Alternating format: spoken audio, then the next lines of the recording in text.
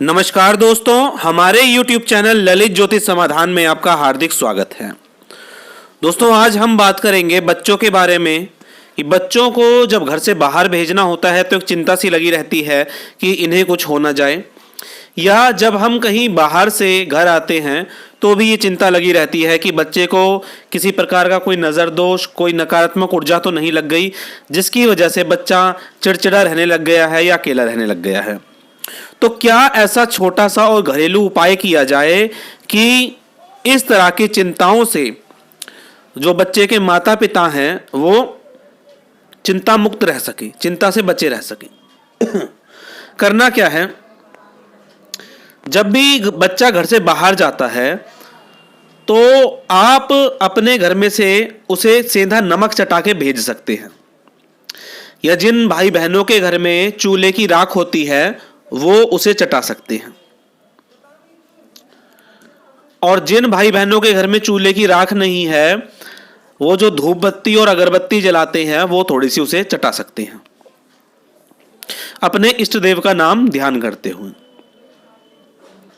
और जब बच्चा घर से बाहर आप ले गए और जब घर में वापस आए तो क्या करें, यह काम करना बहुत जरूरी है। आप अपनी एक मुट्ठी में सेंधा नमक ले लीजिए और इसको बच्चे के सर के ऊपर से 3 बार, 7 बार या 21 बार उतारना है। अब ये 3, 7 और 21 का मतलब क्या है इसको समझ लीजिए।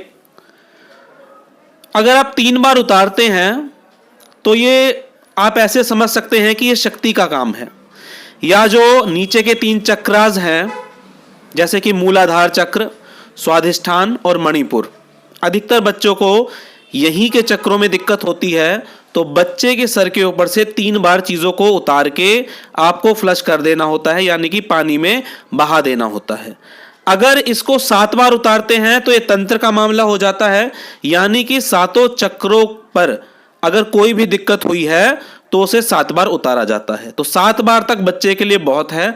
अगर बहुत ही ज्यादा दिक्कत लग रही है तो 21 बार उतारा जाता है।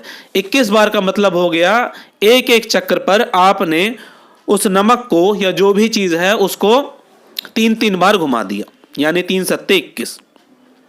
तो 21 बार कब? 21 बार तब घुमाया जाएगा जब दिक्कत बहुत ज्यादा लग रही है।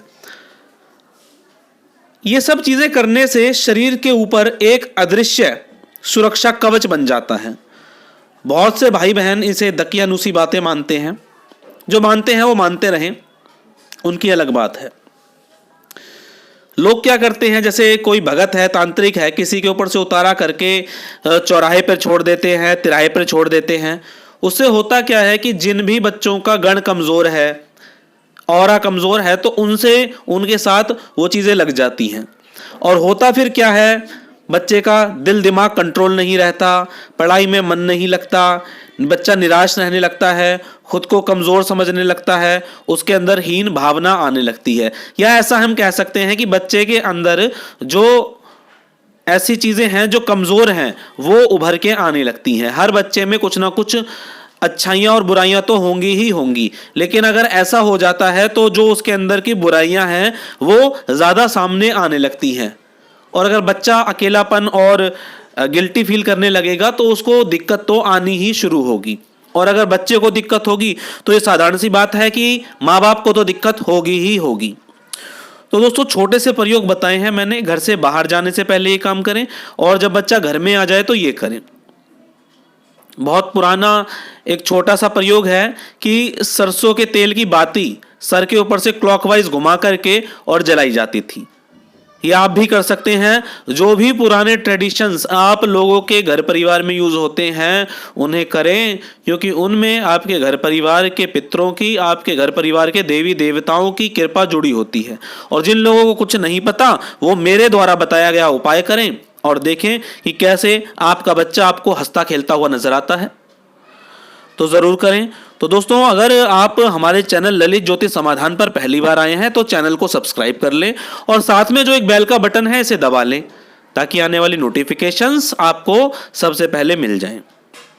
इस चैनल को सब्सक्राइब कर लें और वीडियो को शेयर कर लें अपने यार दोस्तों के साथ, रिश्तेदारों के साथ, ताकि वो बच्चों के लिए इस प्रकार के छोटे छोटे प्रयोग करके घर में सुखी रह सके।